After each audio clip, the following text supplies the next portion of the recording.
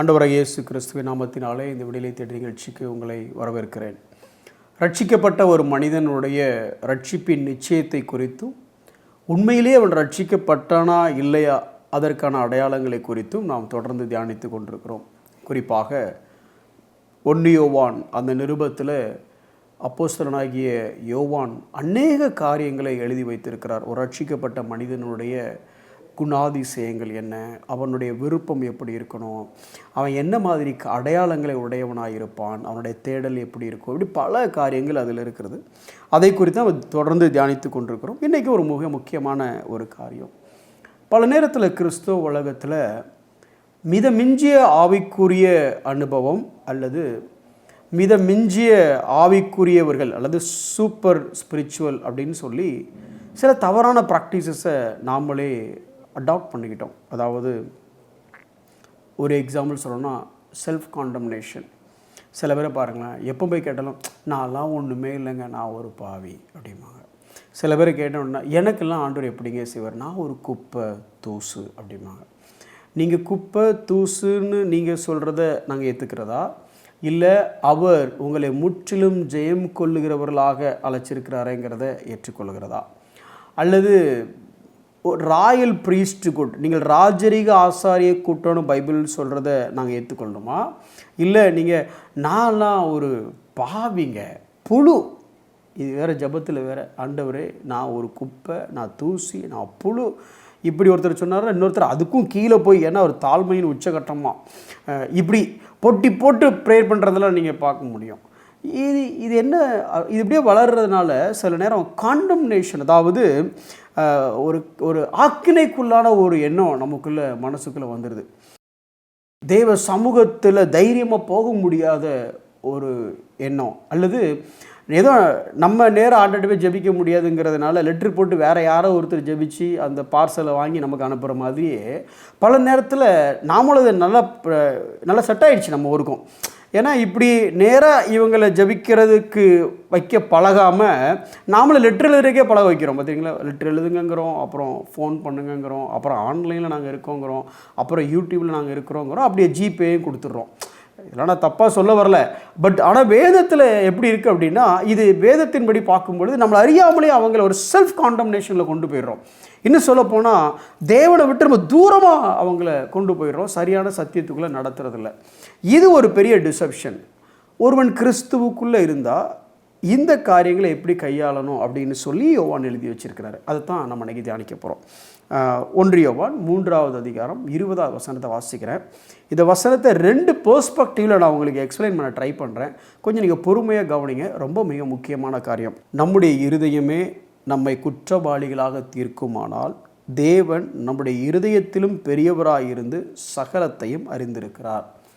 சில நேரம் பாருங்கள், சில பேருடைய இருதயம் எப்போதுமே நீ வேஸ்ட்டு, அல்லது நீ எல்லாம் ஒரு கிறிஸ்தவனா, ஒன்றெல்லாம் ஆண்டவர் நேசிப்பாரா, நீ எல்லாம் ஒரு ஊழியம் பண்ணுற பாரு, உன்னையும் மக்கள் ஊழியக்காரங்கன்னு நினைக்கிறாங்க பாரு, அப்படின்னு சில எண்ணங்களை இந்த இருதயம் போட்டுக்கிட்டே இருக்கும். இதையும் நாம் பையின் பண்ணிகிட்டே இருப்போம். பையின் பண்ணுறதுன்னு என்ன அர்த்தம்னா, ஆமாம் கரெக்டு தானே, நான் ஒரு முன்னேறு ஊழியக்காரனாக இருந்தால் நான் அந்த காரியத்தை செஞ்சுருப்பேனா, நான் உண்மையிலேயே ஒரு தேவ பிள்ளையாக இருந்தால் இப்படிப்பட்ட எண்ணம் எனக்குள்ளே வந்திருக்குமா, இப்படியே நாம் என்ன பண்ணுறோம் அப்படின்னா நம்மளுக்குள்ளே இந்த காண்டம்னேஷன் அல்லது இந்த எண்ணங்கள், ஆக்கினைக்குள்ளான எண்ணங்களை போட்டு போட்டு போட்டு நாம் என்ன பண்ணுறோன்னா ஆவிக்குரிய வாழ்க்கையில் வளராதபடி நம்மளை நிறுத்திக்கிறோம். இதை பார்த்துட்டு பிசாசம் அப்பாடா இவனை வச்சு பிரச்சனை இல்லைடா அப்படின்னு சொல்லி அவனு நமக்கு அதில் தொடர்ந்து நீ ஜோம் பண்ணாதான் ஆண்டர் கேட்க மாட்டார், அந்த ஐயாட்ட போய் ஜோம்னு அவர் தான் கேட்பார். நீ எல்லாம் ஆண்டர்கிட்ட போகலாமா, நீ எல்லாம் தைரியமாக ஆண்டர் நிற்கலாமா, அவர் யார், அவர் ஒரு நாளைக்கு முழங்கால 8 மணி நேரம் நீ ஜோம் பண்ண வராமா, உன்னால் 10 நிமிஷம் கூட ஜோம் பண்ண முடியல, நீ எல்லாம் சர்ச்சுக்கு போகிற, இப்படியே நம்ம காதலையும் போட்டு போட்டு போட்டு ஆண்டவர்கிட்ட நெருங்க விடாத மாதிரியே இவன் பார்த்துக்கிறான். ஊழியக்காரங்களும் என்ன பண்ணுறாங்க அப்படின்னா, அவங்களுக்கு இது கன்வீனியண்ட்டாக இருக்கிறதுனால எது வேணாலும் என்கிட்ட கேட்டு சொல்லி நான் ஜோம் பண்ணிட்டு சொல்கிறேன் அப்படின்னு அவங்களும் இந்த விசுவாசியை வளர விடாமல் தடுக்கிறோமேங்கிற ஒரு எண்ணம் இல்லாமல் இப்படி ஒரு தவறான புரிதல். ஆனால் இந்த வசனத்தை நீங்கள் பார்க்கும் பொழுது ஒரு வார்த்தையை நீங்கள் கவனிக்கணும். தேவன் நம்முடைய இருதயத்திலும் பெரியவராயிருந்து சகலத்தையும் அறிந்திருக்கிறார். உன் இருதயம் உன்னை குற்றவாளியாக தீர்க்குது அப்படின்னா முதல்ல நீ யோசிக்க வேண்டிய விஷயம், என் இருதயம் என்னுடைய மனசாட்சி என்னை குற்றவாளியாக தீர்க்கிறது அப்படின்னு பார்க்கும் பொழுது என் இருதயத்தை காட்டிலும் பெரியவர் தேவன், என் மனசாட்சியை காட்டிலும் பெரியவர் தேவன், அவருக்கு எல்லாம் தெரியும் அப்படிங்கிற ஒரு எண்ணம் நமக்குள்ள வேணும். அடுத்த வசனம் பாருங்களேன். பிரியமானவர்களே, நம்முடைய இருதயம் நம்மை குற்றவாளி என்று தீர்க்காதிருந்தால் நாம் தேவனிடத்தில் தைரியம் கொண்டிருந்து. அப்போது என் இருதயமே என்னை கண்டன் பண்ண ஆரம்பித்த உடனே நான் தேவன்கிட்ட போகிறதுக்கு எனக்கு தைரியம் இல்லை. ஏன்னா நானே என்னை மோசம்னு சொல்லிட்டு தேவன் எவ்வளோ பெரிய பரிசுத்த தேவன், அவர்கிட்டலாம் நாம் எப்படி கேட்க முடியும்? அந்த ரட்சிப்பின் சந்தோஷத்தை நான் எப்படி அனுபவிக்க முடியும்? ரட்சிக்கப்பட்டவர்கள் தான் சொல்கிறேன். ரட்சிக்கப்பட்ட பல பேருக்குள்ளே என்ன இருக்குன்னா, நான் எப்படி ஆண்டவர்கிட்ட போய் நிற்க முடியும்? நான் கேட்டால் அவர் எப்படி செய்வார்? ஏன்னா நான் ஒரு நீசன், நான் ஒரு ஏழை விசுவாசி, நான் ஒரு அற்ப விசுவாசி. எனக்கு இப்போ பலமுறை இப்படி சிந்தனை வருது, பலமுறை இதெல்லாம் மிஸ் பண்ணுறேன், பலமுறை இந்த காரியத்தெல்லாம் செய்ய முடியல அப்படின்னு சொல்லி நம்மளே நாம் மட்டம் தட்டிக்கிட்டு இதை ஒரு மிகப்பெரிய பரிசுத்தம் நினச்சிக்கிறோம். இன்னும் சொல்லப்போனால் இதை ஒரு ஸ்பிரிச்சுவல் குவாலிட்டிஸாகவே நம்ம பார்க்க ஆரம்பிச்சிட்டோம். நல்ல கவனிங்க. ஒரு முட்டைக்குள்ளே குஞ்சு இருக்குன்னு வச்சுக்கிடுங்களேன். இதை வெளியே இருந்தது முட்டையை உடைச்சிங்க அப்படின்னா உள்ளுக்குள்ள குஞ்சியை உயிரோடு வைக்க முடியாது, அது செத்து போகும் தானா. முட்டை எப்படி உடையணும்னா உள்ளே இருந்தே தானாக உடையணும். வெளியே இருந்து உடைச்சி தான் அது பேர் காண்டம்னேஷன். பிசாசு நம்ம காதில் நீ ஒன்றுத்துக்கு உதவாதவன், நீ வேஸ்ட்டு, நீ ஆண்டவர் பிள்ளை கிடையாது, நீ இந்த தப்பு இப்படியே சொன்னா முட்டை உடையுது, இருதயம் உடையுது. ஆனால் உடையிறது உள்ளேருந்து உடையலை, வெளியிலேருந்து உடையுது. அப்போ இதுக்கு பேர் காண்டம்னேஷன். கன்விக்ஷன் அப்படிங்கிறது என்ன அப்படின்னா, பாவத்தினால் உண்டாகக்கூடிய உணர்வு இல்லை, ஒரு உறுத்தல், ஒரு உணர்வுக்குள்ளாக நடத்தக்கூடிய அந்த காரியம் என்னென்னா, அது ஒரு கோழி முட்டைக்குள்ளே இருந்து கோழி உள்ளேருந்தே அந்த குஞ்சு அந்த கூட்டை உடைச்சிட்டு வெளியில் வந்தால் எப்படி இருக்கும்ல, அதுதான் ஒரு முழுமையான ஒரு பரிபூர்ணமான வளர்ச்சியை கொடுக்குமே தவிர வெளியில இருந்து அடித்து உடைக்கிறதுனால பரிபூர்ண வளர்ச்சி கிடையாது. சில சபைகள்லையும் போனீங்கன்னு வச்சுட்டுங்களேன், 100% பிரசங்கள்லாம் எப்படின்னா தேவன் உன்னை அடிக்க போகிறார், இதெல்லாம் ஒரு பரிசுத்த வாழ்க்கையா, நீ எல்லாம் இப்படி வாழ்கிறியா, எங்களை பாரு, நாங்கள் வாழ்கிற வாழ்க்கையை பாருன்னு சொல்லிட்டு அடியேன் எப்படி ஜெபிக்கிறேன், அடியேன் எப்படி வேதம் வாசிக்கிறேன், அடியேன் குடும்பம் எப்படி இருக்குன்னு சொல்லி எதுக்கு இருக்கிறவங்களுக்கு ஏதோ உங்களை பரிசுத்தத்துக்களை நடத்துகிறோன்னு சொல்லி கண்டித்து உணர்த்தி பேசுகிறோன்னு சொல்லி காண்டம்னேஷனுகளை நடத்திடுறோம். இல்லை, நீங்கள் ரட்சிக்கப்பட்டவங்களாக இருந்தால் இந்த மாதிரி எண்ணம் உங்களுக்குள்ளே இருக்காது. ஒரு வசனத்தை வாசிக்கிறேன் பாருங்களேன். 22வது வசனம் அதே அதிகாரத்தில், அவருடைய கற்பனைகளை நாம் கை கொண்டு அவருக்கு முன்பாக பிரியமானவைகளை செய்கிறபடினால் நாம் வேண்டிக் கொள்ளுகிறது எதுவோ அதை அவரால் பெற்றுக்கொள்கிறோம். இன்னும் தொடர்ந்து 23, 24 வாசிச்சிங்கன்னா, அவர் கட்டளைகளை கை கொள்ளுகிறவன் அவரில் நிலைத்து இருக்கிறான். பேசிக்காக நான் யாருங்கிறத விட ஆண்டவருடைய சத்தத்துக்கு கீழ்ப்படுகிறேனா, அவருடைய வசனத்துக்கு நான் கீழ்ப்படுகிறேனா, எல்லாத்துக்கும் மேலே காட் நோஸ் மை மோட்டிவ்ஸ். தேவனுக்கு என் இருதயம் தெரியும். என்னுடைய மனசாட்சியின் குரலை விட அவருடைய குரல், அவருடைய சத்தியம், அவருடைய வேதம் மேலானது. இன்னும் சொல்லப்போனால் ஆங்கிலத்தில் இப்படி சொல்கிறாங்க, his voice of assurance is stronger than the accusing voice of our conscience. என்னை குற்றப்படுத்துகிற என் மனசாட்சியின் சத்தத்தை விட அவர் நிச்சயமாய் கொடுத்திருக்கிற வாக்கு தத்தங்களும் வார்த்தைகளும் மிகப்பெரியது. அந்த மாதிரி ஒரு எண்ணம் எனக்குள்ளே வருதா? என்னுடைய இருதயத்தை யார் அறிவார்? நானே அறிய முடியாது. ஆனால் யாருக்கு தெரியும்? God knows the heart. ஏன்னா நம்முடைய இருதயம் மகா திருக்குள்ளதும் கேடுள்ளதுமாக இருந்த இருதயத்தை தான் இன்றைக்கி தேவன் சதையான இருதயமாக, டெண்டர்னஸ் இருதயமாக மாற்றிருக்கிறாரு. அதனால் இந்த இருதயம் சில நேரத்தில் அப்படி தான் வேலை செய்யும். ஆனால் அப்போ நான் என் இருதயம் சொல்கிறத கேட்கணுமா, வசனம் சொல்கிறத கேட்கணுமா அப்படின்னா அவருடைய சத்தம் என்ன சொல்லுகிறதோ அதை நம்ம கேட்கணும். ரோமர் 8வது அதிகாரம் 1வது வசனம் சொல்லுதில், ஆவியின்படி நடக்கிறவர்களுக்கு ஆக்கினை தீர்ப்பு இல்லை. நான் ரட்சிக்கப்பட்டு தேவ ஆவியானவர் எனக்குள்ளே வாசம் பண்ணுகிற அந்த ஆவியானவர்கள் நடத்தப்படுகிற எனக்கு நிச்சயமாக ஆக்கினை தீர்ப்பு இல்லை பிரதர். நரகத்துக்கு போகணும்னு நினச்சி பயப்பட வேண்டிய அவசியம் எனக்கு இல்லை.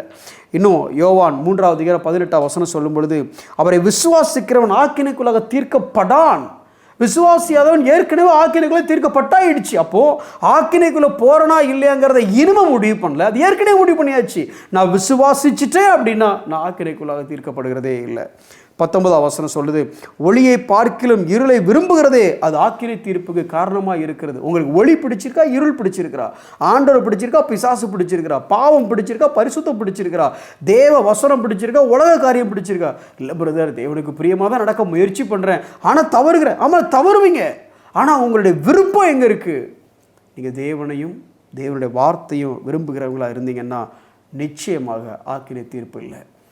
யூதாஸும் இயேசுவினுடைய சீஷன், பேதுருவும் இயேசுவினுடைய சீஷன். யூதாஸ் காட்டி கொடுத்தான், பேதுரு மறுதலித்தான். 2 பேரும் செஞ்சது மிகப்பெரிய தவறு. ஆனால் யூதாஸ் கண்டனத்துக்குள்ளானான், காண்டம்னேஷனுக்குள்ளே போனான். ஏன்னா அவனுக்குள்ளே ஏற்பட்ட உணர்வு பாவ உணர்வு அல்ல, அல்லதுன்னு சொல்ல போனால் அவனுக்குள்ளே ஏற்பட்டது கன்விக்ஷன் அல்ல, காண்டம்னேஷன். ஆனால் பேதுரு செய்தது மிகப்பெரிய தவறாக இருந்தாலும் அவன் கன்விக்ஷனுக்குள்ளே போனான், காண்டம்னேஷனுக்குள்ளே போகலை. எனக்கு அருமையான சகோதரனே சகோதரியே, நீங்களும் நானும் ரட்சிக்கப்பட்டவர்களாக இருந்தால் நமக்கு இந்த காண்டம்னேஷன் வராது, கன்விக்ஷன் வரும். முட்டையை வெளியிலிருந்து யாரும் உடைச்சா உள்ளுக்குள்ள இருந்த குஞ்சு உயிரோட வராது, உள்ளிருந்தே குஞ்சு உடைக்கணும்.